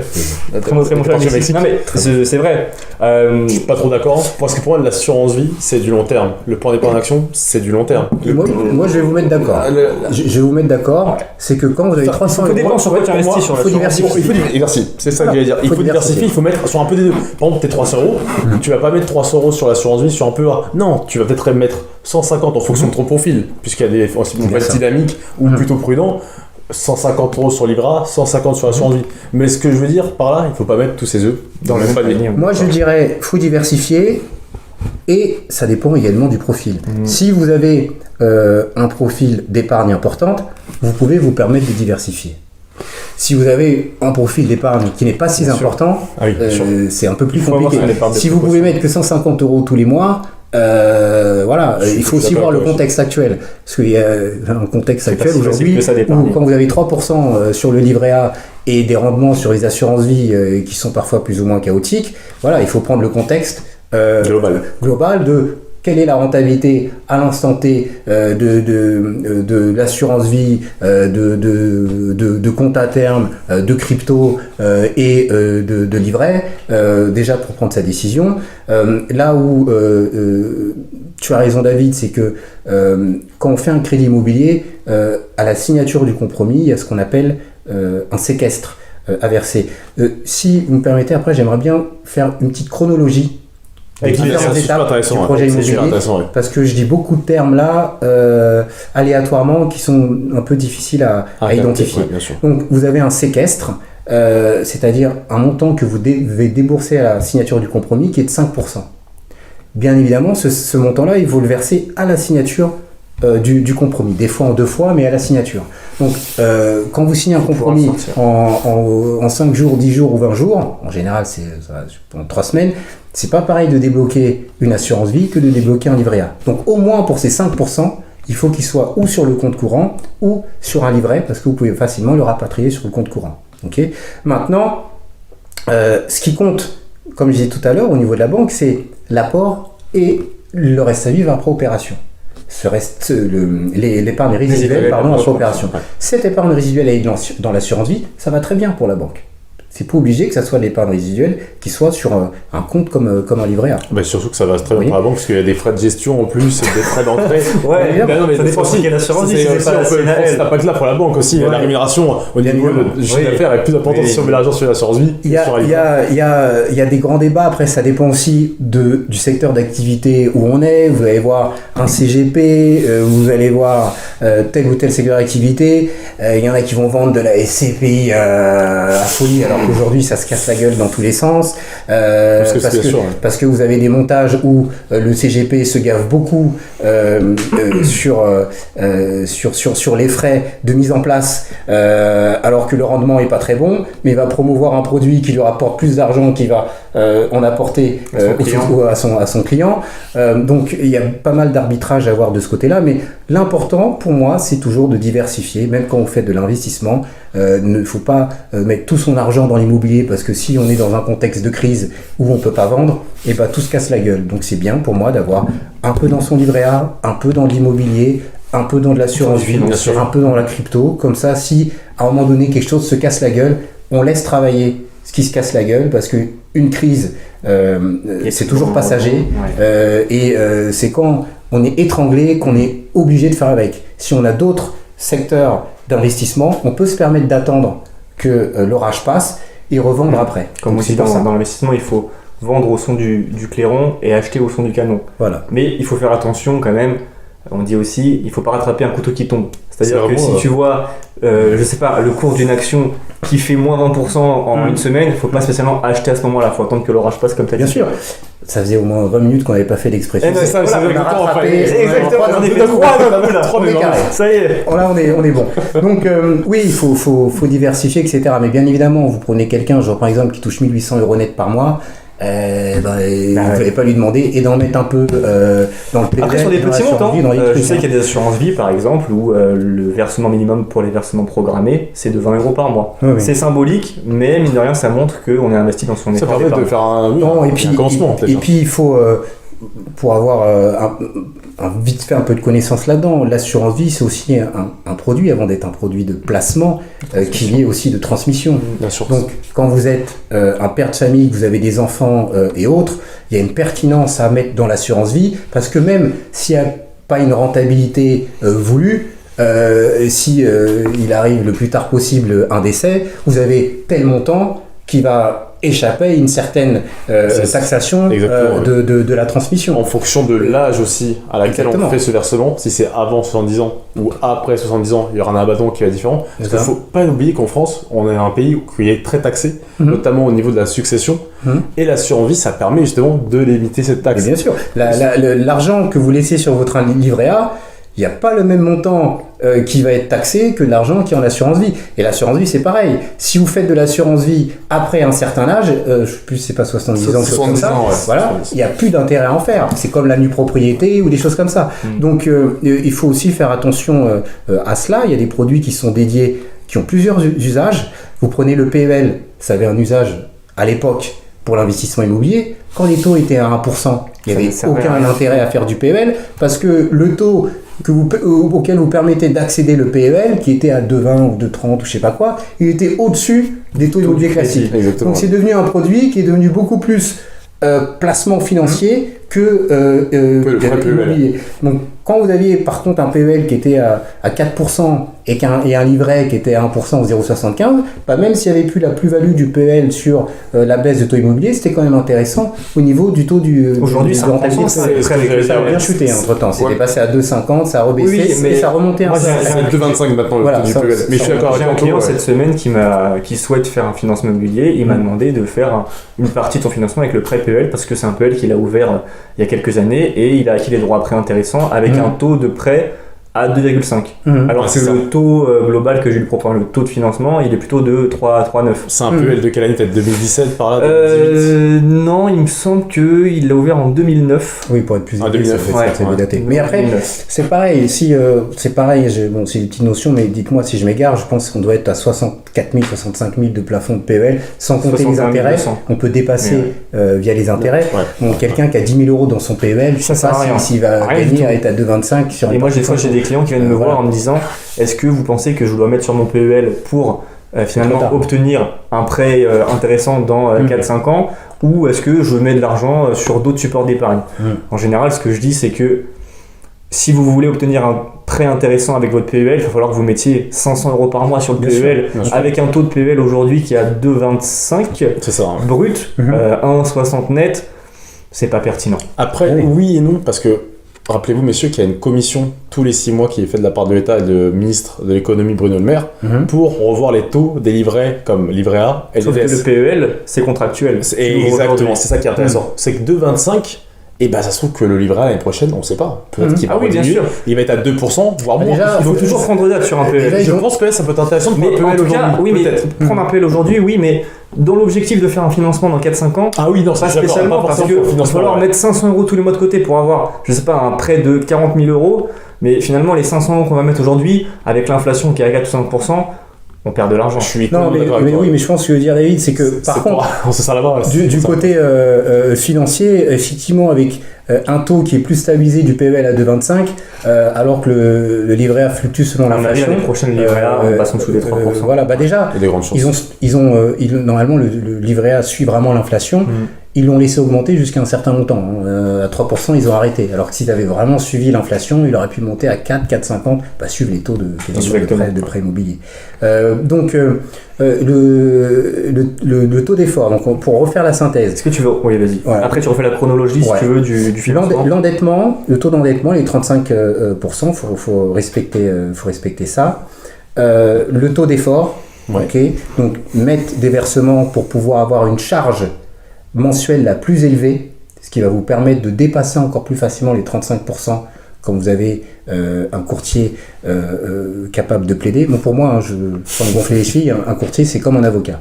Ça doit tout connaître de votre dossier. Comme je disais vulgairement en personne que je formais à meilleur taux, un avocat, si le jour du procès, il apprend en même temps que le juge que vous étiez avec la victime le soir du meurtre, il n'est pas crédible. Parce que soit il a caché l'information, il a voulu la faire à l'envers, soit c'est le client qui lui a caché l'information, donc il n'est pas crédible. Et c'est pareil, si vous dites, le courtier il vous demande, vous avez tel ou tel crédit, non, j'ai pas de société, j'ai rien, et que la banque après, elle fait la recherche sur société.com ou Papers ou je ne sais quoi, et qu'elle voit qu'il y a une société qui a été en liquidation, que ça s'est mal passé, et que vous êtes interdit de création de société, ou qu'il y a des trucs derrière, elle va pas vous financer à cause d'un problème que vous avez eu il y a 2-3 ans. Donc, il faut déjà tout dire au courtier de ce côté-là. Et le courtier va pouvoir vous dire, du coup, prendre les meilleures dispositions, si c'est un expert, comme Bibi. Pierre mettra le LinkedIn ici. Voilà. Il va pouvoir vous dire, voilà, votre dossier, le montant que vous faites là, c'est prématuré. Mettez d'abord de l'argent de côté tous les mois. Par rapport à l'apport, attendez un peu d'avoir 5 000 ou 10 000 euros supplémentaires. Votre crédit, là, vous avez votre réserve d'argent de 1 500 ou 2 000 euros, il vaut mieux la squeezer. Important, quand vous avez un crédit que vous êtes en mesure de rembourser, il vaut mieux le rembourser, quitte à baisser votre épargne, que garder votre crédit et en vous disant j'ai plus d'apport. Si une banque vous enlève 200 euros tous les mois, on peut emprunter plus. Ça va réduire considérablement votre capacité d'emprunt sur 25 ans. C'est clair. Ça baisse le taux d'endettement forcément, Voilà. et donc on peut emprunter plus. Voilà, vous aurez une capacité d'emprunt beaucoup plus élevée en soldant crédit qui se votre termine prêt de dans 5 000 3 euros ans, qui a 200 euros tous les mois que de garder cette charge de 200 euros et d'avoir 5 000 euros d'apport supplémentaire. C'est clair. Voilà, donc ça, solder un maximum de prêts quand vous le pouvez. Si c'est un prêt à 40 000, bon, évidemment, c'est plus compliqué. Okay, une chose que je vois souvent aussi, j'ai un prêt étudiant, mais c'est mon père, en fait, qui rembourse la mensualité de mon prêt. Du coup, ça compte pas. Ça compte. Votre prêt, il est à votre nom. Ouais. Il est remboursé administrativement et juridiquement par vous. Par vous-même. C'est vous qui remboursez. Demain, on aime bien votre père, on souhaite qu'il soit en vie le plus tard possible. Il a un accident, il décède, il ne pourra plus lui rembourser votre mensualité. Okay, ça sera à vous de l'assumer. C'est pareil, je suis locataire, mais c'est mon père ou mes parents qui payent le loyer. Non, c'est mort. Et autre chose très importante, quand vous êtes à deux, vous avez un bail, et que vous vous dites, je suis à deux, mais en fait on paye chacun notre loyer. Pas du tout. Non, et la banque elle voit pas les choses comme ça. 700 messieurs. Sauf si vous avez chacun un contrat de colocataire qui est indiqué, moi c'est 500, José c'est 500 aussi. Je dis pas ça pour toi David.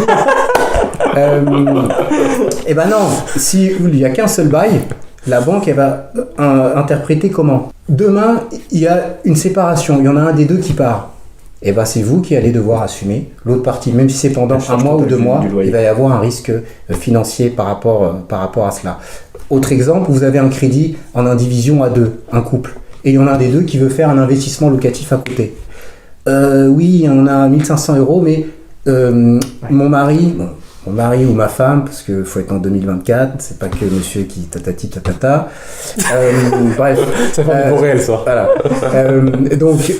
Bref. Il se lâche au fur et à mesure. Mon conjoint, c'est lui qui paye tout. Non. Au niveau de la banque, vous êtes caution solidaire, même si vous êtes en indivision.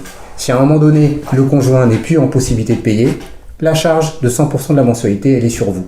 Donc, même si vous avez un prêt à deux, ça va compter encore plus si vous êtes marié en communauté, c'est-à-dire sans contrat, vous êtes solidaire des dépenses et des recettes, donc on va vous compter 100% de la mensualité. Okay, voilà, donc ça c'est des choses très importantes. Donc venir en amont du projet, connaître sa capacité d'emprunt, faire un topo de sa situation globale avec un courtier ou votre banquier, et après vous savoir, voilà, quelle est ma capacité d'emprunt, est-ce qu'il faut que j'attende pour augmenter mon apport, un calcul d'enveloppe qu'on a. Voilà, exactement, tout à fait. Ou est-ce qu'il faut que je mette pendant 3 mois ou 6 mois plus d'argent de côté. Déjà ça va augmenter mon apport et en plus ça va augmenter mon dossier parce que je vais avoir une charge mensuelle plus élevée et ça me permettra d'aller à 35, 36, 38, 39% d'endettement. Et mon reste à vivre, combien j'aurai par mois après mon crédit. Tu nous fais, comme tu disais tout à l'heure, une chronologie d'une acquisition immobilière. Comment est-ce que ça se passe pour quelqu'un qui souhaite acheter aujourd'hui? Très bien. Donc, il y a l'étape numéro 1, ça va être la recherche d'un bien. Donc, quand vous allez rechercher un bien, soit vous allez avoir des premiers frais qui vont être liés à la recherche. Donc, soit vous cherchez en direct, donc vous n'avez pas de frais supplémentaires, soit vous passez par un agent immobilier, et donc de ce côté-là, vous aurez des frais d'agence à payer, soit vous passez par un chasseur d'appartement, et vous aurez aussi des frais de mandat de recherche. Okay, qui sont de l'ordre de peut-être 5-6%, ça dépend des agences. Agent immobilier, alors tous les frais, que ce soit frais de notaire ou des frais d'agent immobilier, c'est toujours lié au montant du bien. Bien sûr. Okay, on ne va pas vous faire le même pourcentage si vous avez un bien à 1 million que si vous avez un garage à 5 000. Ce qui ne veut pas dire que vous allez payer moins cher. Comme le pourcentage va diminuer.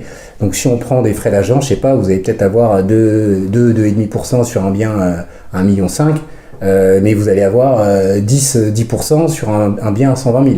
Okay, frais de notaire, on y reviendra après, mais ça suit le même cursus. Donc, si vous cherchez un bien via un agent immobilier, vous allez avoir des frais d'agence. C'est très très important ce que je vais vous dire là, parce que c'est quelque chose qui est crée un trou dans la raquette. N'hésitez pas à augmenter le volume. Les frais d'agence, soit ils sont à la charge du vendeur, soit ils sont à la charge de l'acquéreur. Ça va jouer l'impact sur le montant des frais de notaire et le montant de votre apport. On va prendre un bien qui vaut 200 000 euros. Là-dedans, il y a 20 000 euros de frais d'agence. Une estimation comme ça à l'aveuglette. Donc le bien vaut 180 000 euros plus 20 000 euros de frais d'agence. Si les frais d'agence sont à la charge du vendeur, le prix net vendeur sera de 200 000 euros, frais d'agence inclus. Si les frais d'agence sont à la charge de l'acquéreur, le prix net vendeur sera de 180 000 euros, frais d'agence exclus. L'impact, c'est quoi? C'est que les frais de notaire seront plus bas si les frais d'agence sont à la charge de l'acquéreur. Parce que les frais de notaire étant indexés sur le prix d'acquisition net vendeur, okay, comme le prix net vendeur ne comptera pas les frais d'agence, ils seront calculés sur 180 000 euros si c'est à la charge de l'acquéreur. En revanche, ils seront calculés sur 200 000 euros si c'est à la charge du vendeur. C'est ce que va vous vendre l'agent immobilier. Par contre, l'apport. Si les frais d'agence sont à la charge de l'acquéreur, ils seront exclus du prix net vendeur et du coup, la banque ne pourra pas les financer. Donc la banque ne financera que 180 000 euros. Les 20 000 euros seront à sortir de votre poche. Si en revanche, les frais d'agence sont à la charge du vendeur, elle va inclure les frais d'agence, donc ça sera 200 000 euros, et la banque pourra vous financer le bien plus les 20 000 euros de frais d'agence. Ça vous fait une économie de 20 000 euros d'apport. Donc la question est très simple. Est-ce qu'il vaut mieux économiser 20 000 euros d'apport ou est-ce qu'il vaut mieux économiser 1 000 ou 1 500 euros de frais de notaire parce qu'ils vont être calculés sur 180 000 ou sur 200 000. Voilà. Donc il n'y a pas de bonne ou mauvaise décision, tout dépend de votre capacité d'apport de départ. J'ai envie de dire, quand vous achetez un bien à 1 million où le montant des frais de notaire est beaucoup plus élevé, c'est mieux de les prendre charge acquéreur si vous avez l'apport qu'il faut. En revanche, si vous êtes primo-accédant et que vous achetez un bien à 200 000, il vaut mieux avoir des frais d'agent charge vendeur parce que 20 000 euros, on ne les trouve pas au pied d'un sapin. Donc au final, les banques, au niveau des frais, et on peut rajouter les frais d'agence au final. Donc ça peut faire partie de l'apport. Exactement. Ça, si les frais d'agence sont à la charge du vendeur, la banque pourra les financer. D'accord. Ok. Donc vous cherchez un bien, venez d'abord trouver un courtier ou votre banquier pour faire une capacité d'emprunt, pour lancer votre recherche en fonction de ça, plutôt que de trouver un bien et après vous rendre compte que vous n'avez pas l'argent qu'il faut. Ouais. D'accord ? Toujours fournir un dossier complet pour cette étude-là, parce que c'est là où je pourrais, ou mes confrères, si je ne suis pas disponible sur répondeur, c'est là où je pourrais vous dire, bah là, c'est trop tôt, ou mettez de l'argent de côté par rapport au taux d'effort, attention à l'endettement, augmentez votre apport, tout ce qu'on évoquait tout à l'heure. Okay ? Donc, vous avez fait le topo avec votre courtier ou votre conseiller bancaire, vous faites votre recherche de bien, vous trouvez un bien, et ensuite, vous allez donc fournir une simulation que vous allez devoir lier à votre offre d'achat. Parce que l'agent immobilier ne peut pas lire sur votre fonds que vous avez tel montant d'apport ou quoi aux caisses. Si vous arrivez en survette, en Vélib, et si vous arrivez en Ferrari, il y aura peut-être des indications, mais de nos jours, même une Ferrari, ça peut se louer, donc il faut faire attention. On peut vous tromper, attention. Il y a une expression, je pense que tu as une vite expression depuis. Elle est très belle, elle est très belle. Et du coup, ce qui lui permet de savoir, c'est la simulation de votre courtier ou d'agent immobilier. Sur la simulation, il va regarder l'apport et l'endettement. Attention, quand vous avez 80 000 euros d'argent de côté, même si vous voulez mettre que 40 000, il vaut mieux dans la simulation mettre 80 000. Parce que c'est quand même dommage de fournir un dossier à 36% d'endettement avec votre 40 000 euros d'apport, parce que s'il y a un autre concurrent que vous qui fournit une simulation bien sûr. à 32% d'endettement, parce que lui, il aura mis 80 000, il va vous passer sous le nez. Donc il faut faire attention à l'apport que vous mettez dans une simulation et l'apport que vous voulez mettre au final. Toujours majorer finalement. Toujours mettre le maximum d'apport que vous avez. Il ne faut pas mettre 100 000 euros d'apport si vous ne les avez pas, parce que le courtier ne pourra pas suivre derrière. Ouais. Mais à l'agent immobilier, il faut montrer patte blanche et le rassurer au maximum. Et après, charge au courtier d'obtenir un financement à 40 000 euros et vous permettre de garder vos autres 40 000 euros de côté. Okay ? Donc la simulation est fournie. Aussi, j'ai souvent cette question-là. Vous voulez négocier un bien, il est affiché à 300 000. Vous voulez le mettre à 280 000. Ne fournissez pas une simulation à 300 000. Sinon, vous allez donner l'indication à l'agent immobilier que vous pouvez acheter à 300 000. Donc, s'il a vu que vous avez un coup de cœur, il ne va pas accepter la négociation et va vous dire il y a 6 personnes là qui m'ont fait une offre il n'y a même pas 2 heures. Je vous conseille vraiment de faire une offre. Ça fait partie du jeu, c'est coup de poker menteur, etc. Donc, si on fournit une simulation par exemple à 280 000, est-ce qu'il n'y a pas justement le parti pris de dire mais c'est peut-être pas fait pour vous alors ce bien-là, il est trop évalué? Mais non. Parce que tout à l'heure tu parlais de l'apport qu'on majore finalement pour dire bah regardez je peux acheter. Est-ce que justement fournir une simulation inférieure au prix de vente du bien, c'est pas plutôt négatif à ce niveau-là? Il y a un contexte, toujours. Il faut faire attention, vous allez avoir des biens qui sont au-dessus du prix du marché. Quelqu'un qui vous met un bien à 300 000 alors qu'en allant sur certains liens au niveau de l'État où vous voyez la tendance des marchés, vous voyez qu'il est au-dessus. Bah après, si vous voulez, allez-y, elle est à 300 000. Mais si à un moment donné, vous voyez qu'il est au-dessus du prix du marché et que l'agent immobilier vous fait tout un discours de patati patata, vous pouvez penser qu'il vous bluffe un peu et faire une offre en dessous.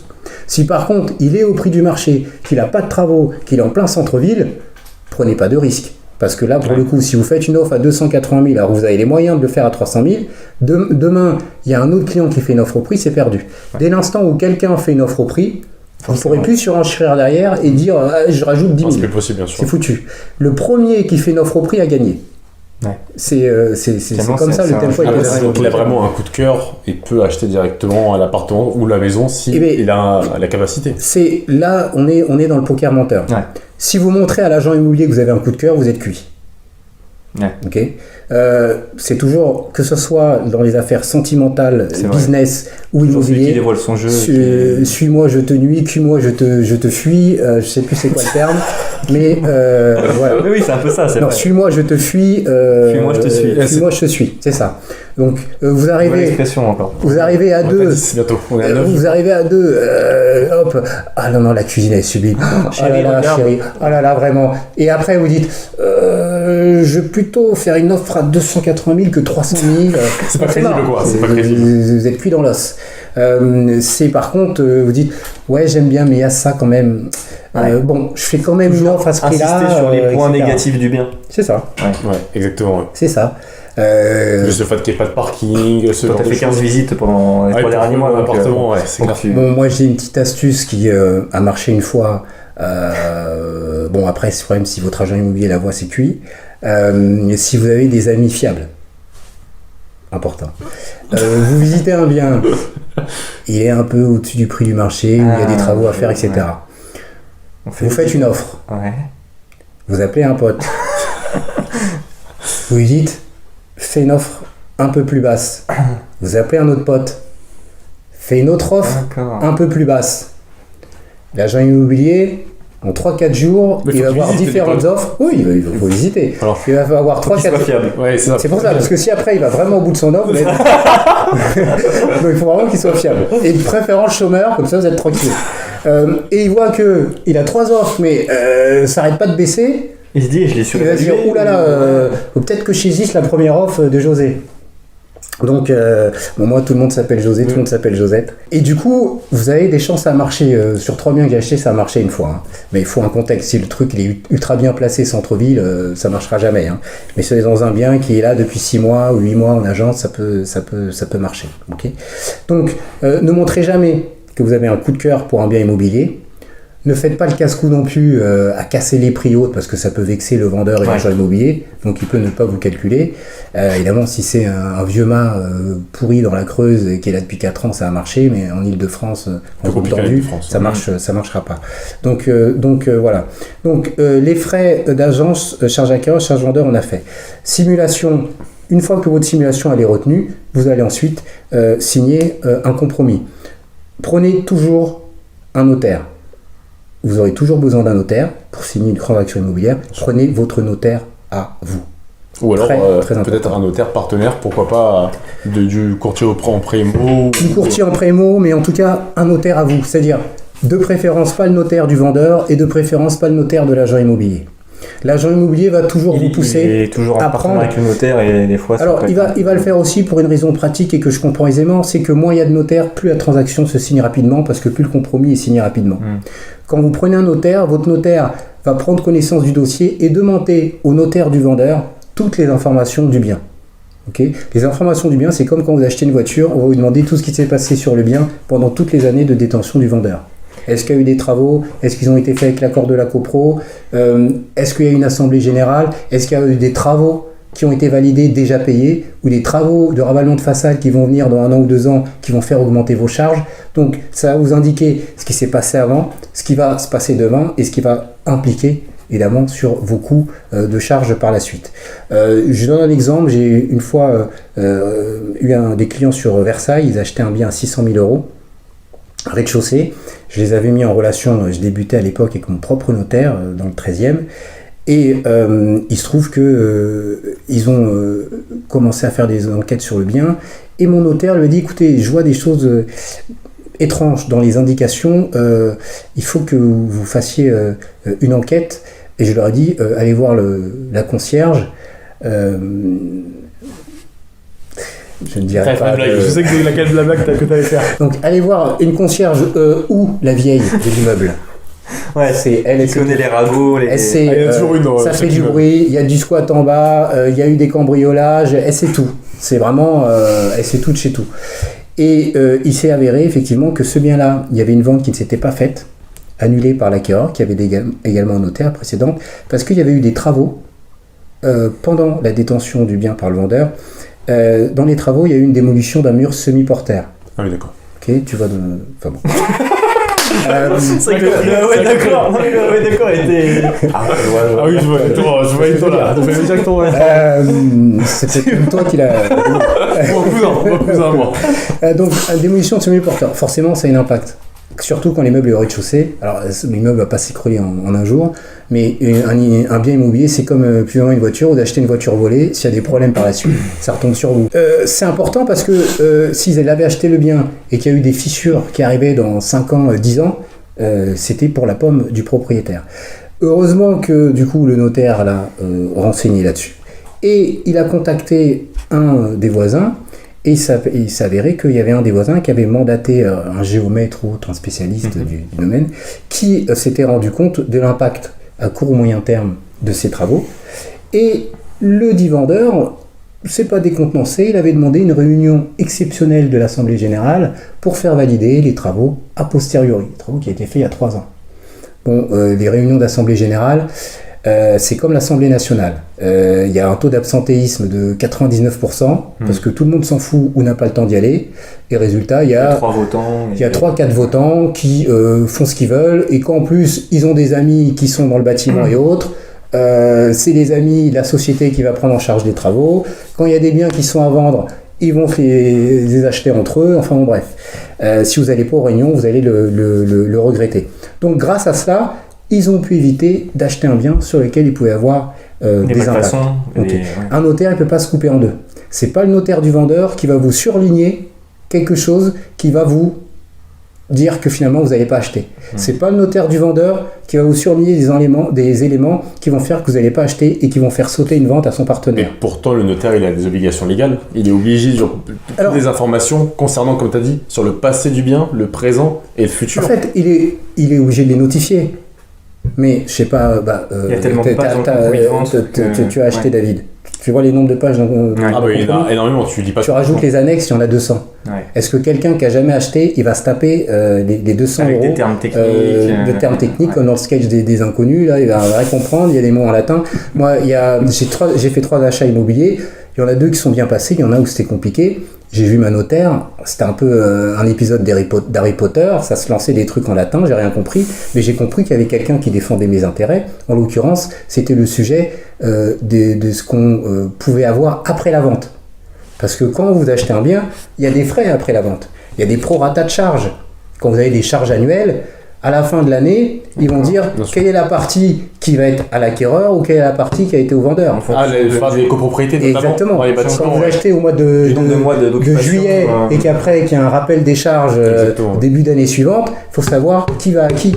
C'est ça. Okay. Si ça n'a pas été dans le bien. Oui, si ça n'a pas été noté par les 2 notaires, ça peut être compliqué par la suite. Je repense à ta métaphore de début d'interview. On n'achète pas un sac à main. Là. Franchement, c'est vrai que là, vu tout ce que tu notifies, il y a tellement on parle de milliers d'euros, on parle de 100 000, 200 000, c'est tellement complexe, il y a tellement de données. Je vais prendre un exemple concret. Vous achetez une voiture.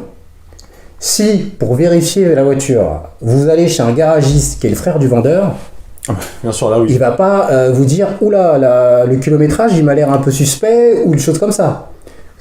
Voilà, donc la différence, c'est que le notaire doit tout mettre dans le compromis, mais généralement, au bout de la 10e page, il n'y a pas plus somnifère qu'un compromis de vente, je vous le dis, Même on nous, s'endort. quand on Et si lit, c'est à la 12e page qu'il y a le truc important, voilà, votre notaire, lui, il sait à quel endroit, il va vous surligner qu'est-ce qui ne va pas, qu'est-ce qui va, et ça va vous permettre d'acheter les trucs sereinement. Alors certes, vous avez peut-être signé le compromis au bout d'un mois ou plus, parce que ça va dépendre du temps de réaction du vendeur et du notaire du vendeur à transmettre les informations à votre notaire, mais au moins vous savez que vous achetez un bien qui est carré.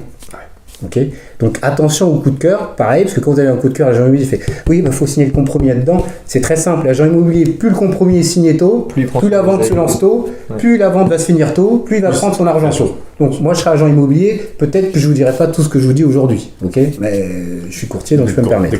Okay.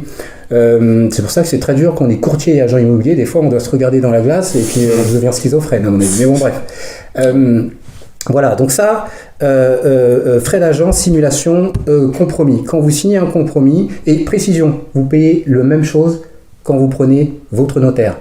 C'est les notaires qui touchent moins. Quand vous avez 2, 3 notaires, les frais de notaire, vous les divisez en 2 ou divisez en 3. Mais vous, votre somme, c'est exactement la même chose. Parce qu'en fait, c'est en fonction aussi du département, ça faut le dire, hein, les frais de notaire. Si on est dans les Yvelines, on va pas payer la même chose que dans la Creuse au niveau des frais de notaire. Alors, quand on dit frais...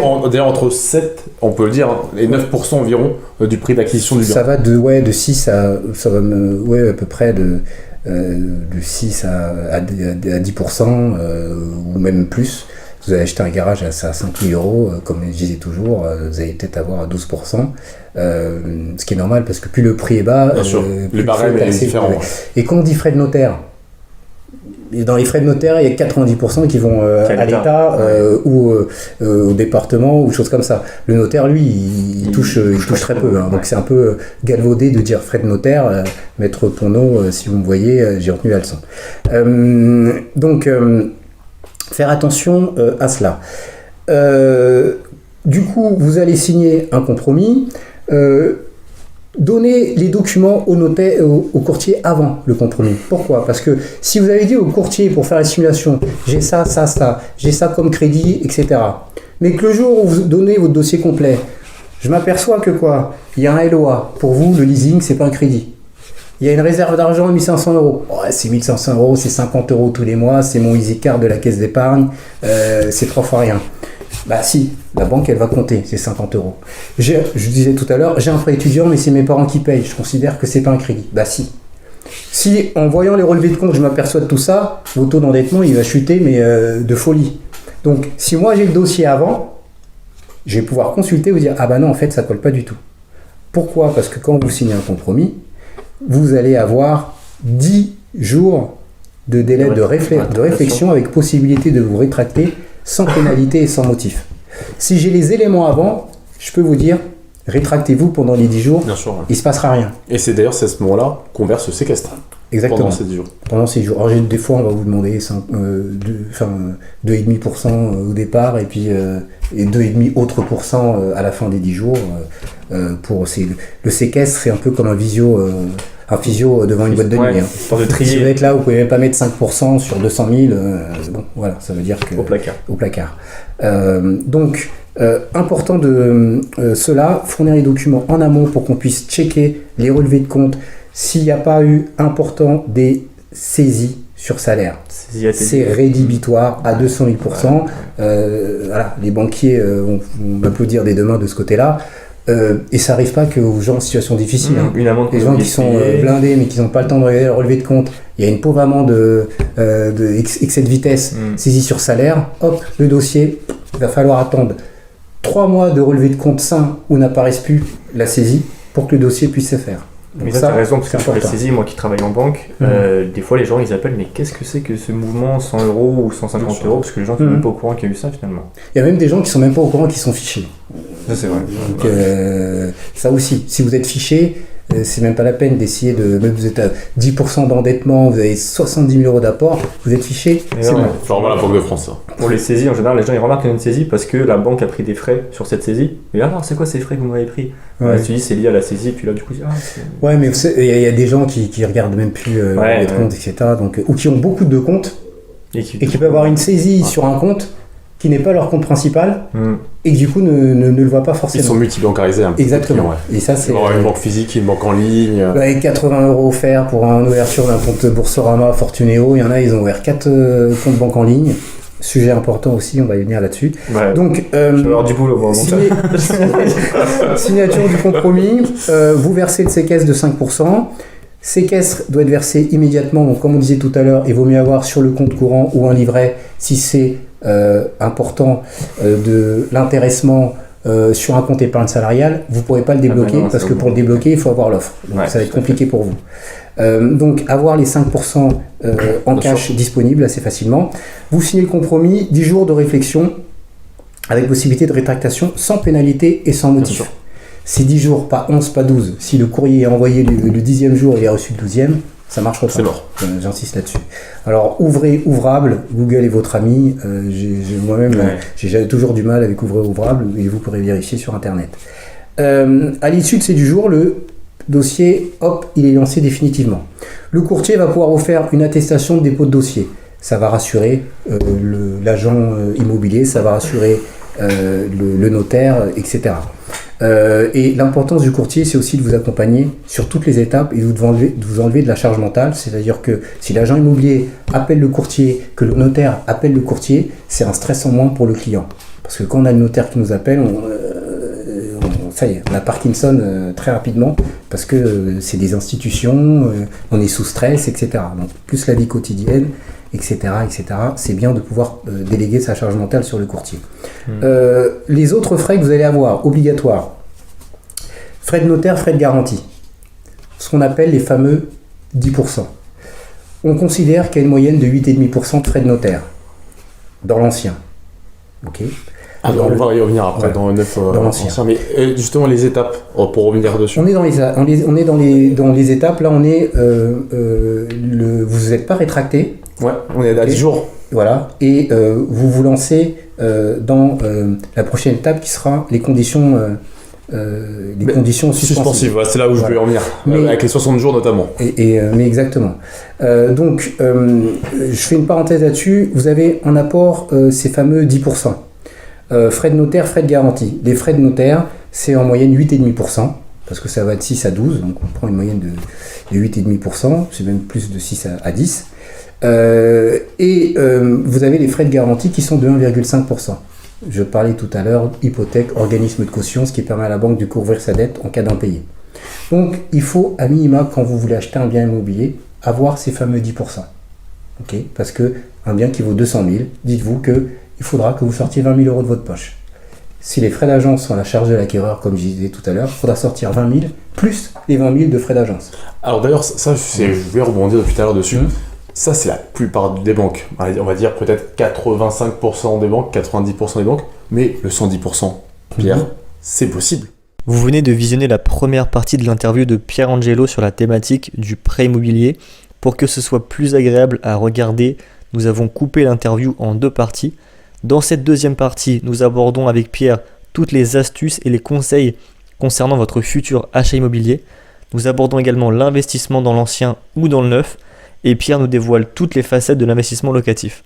Voici quelques extraits de la deuxième partie de l'interview. Et du coup, si dans le compromis il y a indiqué qu'il faut de l'aide de refus de banque, il faut fournir de l'aide de refus. Quelqu'un qui souhaite acheter en 2024, pour l'instant il est locataire, il hésite entre acheter sa résidence principale pour habiter dedans ou acheter une résidence locative. Attention aux stéréotypes. Dans des villes, il y a des secteurs attractifs, des secteurs qui sont moins attractifs. On n'a pas de boule de cristal encore une fois. On n'a pas de boule de cristal, mais Merci, Madame. il y a une petite expression pour terminer ou... Pierre qui mousse, n'amasse pas mousse.